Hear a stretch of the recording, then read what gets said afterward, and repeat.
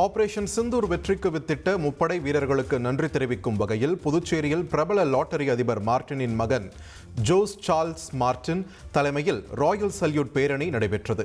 இதில் பாஜக சட்டமன்ற உறுப்பினர்கள் கல்யாண சுந்தரம், ஜான்குமார், ரிச்சர்ட் ஜான்குமார், பாஜக ஆதரவு சுயேட்சை சட்டமன்ற உறுப்பினர்கள் அங்காளன், சிவசங்கரன் மற்றும் முன்னாள் ராணுவ வீரர்கள் உள்ளிட்ட 5000த்திற்கும் மேற்பட்ட பொதுமக்கள் கையில் தேசிய கொடி ஏந்தி பங்கேற்றனர்.